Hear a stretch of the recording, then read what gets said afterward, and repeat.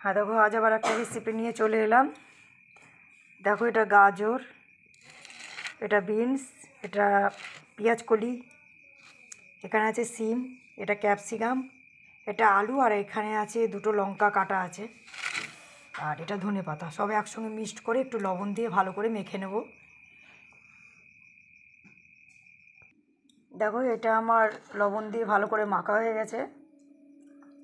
তাই এবার আমি এর মধ্যে আটা দেবো আর জল দেবো, আস্তে আস্তে গোলাবো। গোলা রুটি বলছে যেটাকে, ভেজ গোলা রুটি, সেটা করব। এটা মাখা হয়ে গেছে, এবার আমি আটা দেবো আর একটু করে জল দেবো।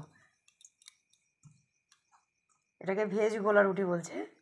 যাই হোক, তোমরা দেখতে থাকো।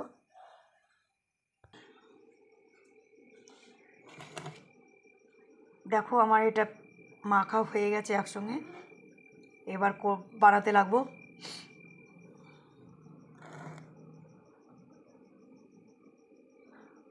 এটা যেহেতু জলে গুলে করা হয় বলে এটাকে বলা হচ্ছে গোলা রুটি। দেখো, গ্যাসে আমি চাটু বসিয়ে দিয়েছি। এবার আমি তেল দেবো, হালকা করে তেল দিয়ে তারপরে আমি ওইটা ছেড়ে দেবো। দেখতে থাকো।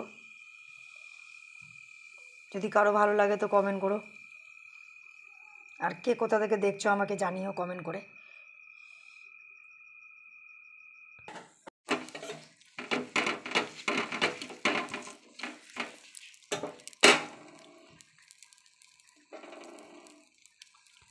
আমার এটা হয়ে গেছে, এবার তুলে নেবো।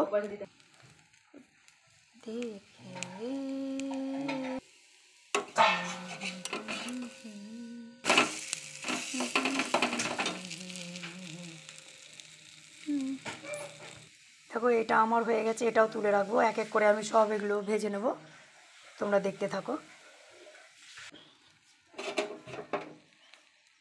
দেখো গাইস, এখানে আমার 3টে বানানো হয়ে গেছে।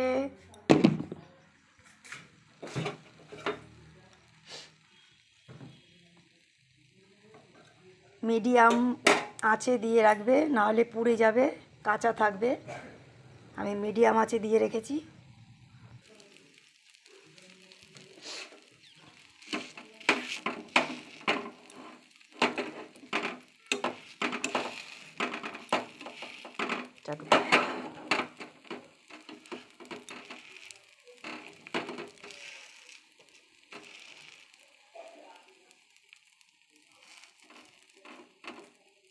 এই গোলা রুটিগুলো মানে সবজি দেওয়া খেতে খুব ভালো লাগে। তোমরা রান্না করে দেখবে। খেজুর গুড় দিয়ে খেতে খুব ভালো লাগে। এর সঙ্গে আর কোনো সবজি লাগে না রান্নার, খেজুরের গুড় হলেই হয়ে যায়। দেখো গাইস, আমার সব কটা ভেজ গোলা রুটি হয়ে গেছে। যাই হোক, যে যেমনভাবে বলে, কেউ পিঠাও বলে, ভেজ পিঠা।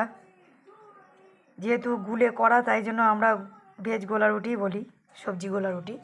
যাই হোক, আমাদের এটা হয়ে গেছে। তোমরা দেখো, সব ভাজ করে রেখে দিয়েছি।